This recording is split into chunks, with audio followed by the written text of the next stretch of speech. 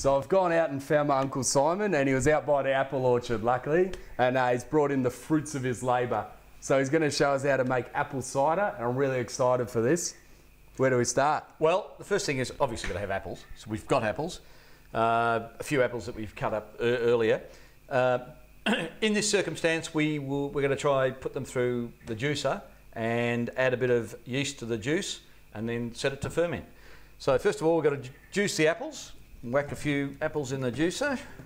There is other ways of doing this, and if you're doing this in a big amount, if you've got a lot of apples to do, you whack it through a crusher and then just into a press and press it out. But in this case, in the real world, just do this.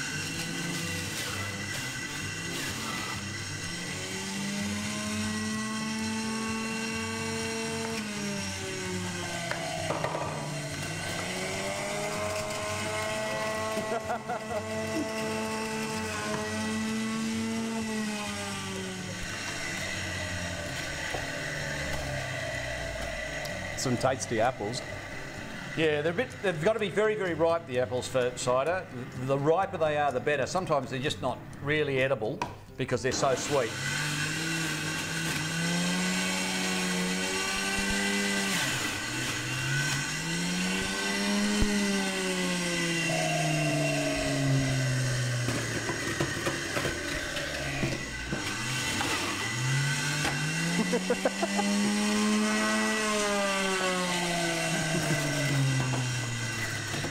So we have our litre of apple juice here.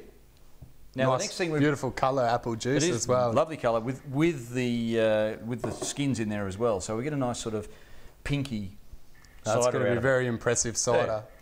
Yeah. The next thing we've got to do, and this is probably the scariest bit, is we've got to add a little bit of potassium metabisulfate to it to kill off the natural yeast. If we don't kill the natural yeasts, there's every chance that the whole juice will ferment badly. In a litre, we'll only need just a tiny sprinkle. And then we leave that overnight, which we'll do. So if we didn't put that in, you talk about the natural yeast, why couldn't we just let those go rather than adding yeast in? You can, but you don't necessarily know what will happen. Okay, so it could be more exciting, could be better. It could be better, it could also be very bad. It could turn into nothing.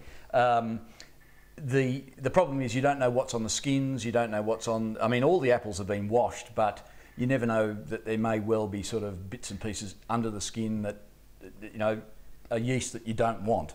Because really what you want is a specific type of yeast to set it off, which is the wine yeast and the beer yeast that you use.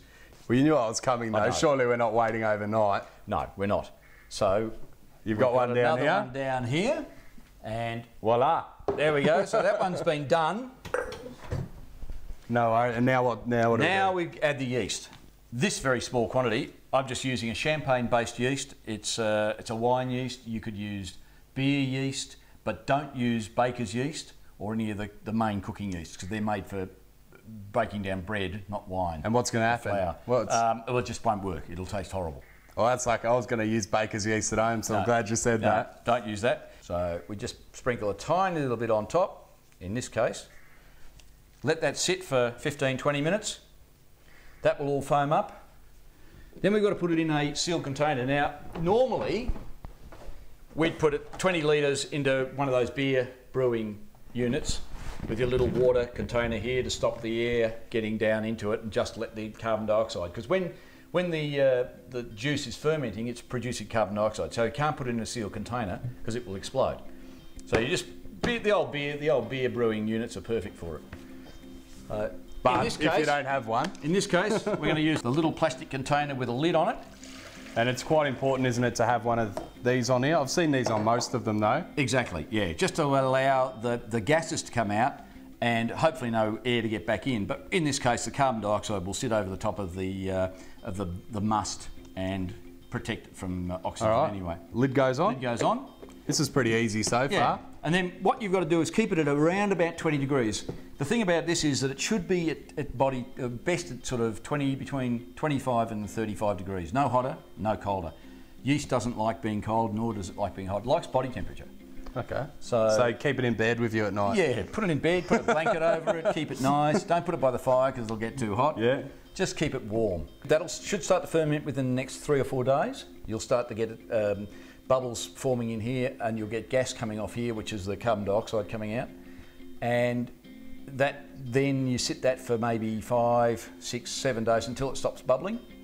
Once it stops bubbling, decant it off into a jug or into a bottle, and then you end up with a clear brew like this. So that was made about 10 days ago in bottles. So All right, it's got that nice fizz on it already. Yeah. So It's got the right sound. it has got the right sound. Hopefully it tastes all right. Hopefully. It's got a nice colour. I think ours is going to have a better colour than Looks theirs. like apple cider.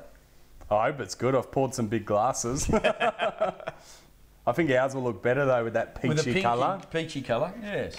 All right, cheers. So here's cheers. It's not bad. It's not sweet. This was a dry Yeah, I was going to cider. say, it's not very sweet. No, it wasn't. This was a dry cider. This is like a beer cider. It's very nice though. Tastes very professional It's good. and that easy. Well, thanks for having me, guys, and showing me all your tricks of the trade and everything. And I know who's certainly got my vote for Christmas this year. Oh, it'll be easy. We'll have a nice Christmas. It's lovely sitting out here. Yes. No, it's perfect. It's beautiful. Especially when it's not raining. There you go. Cheers. Cheers. Cheers. Guys. Cheers. Well, that's all we've got time for this week. But if you've missed anything, all the recipes are available on the website. And make sure you become a fan on Facebook too. I'll see you next week.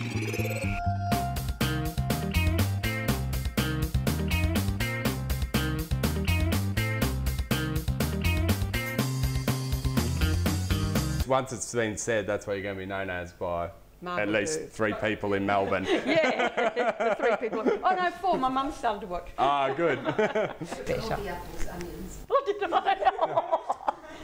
Damn it! I got to do it again.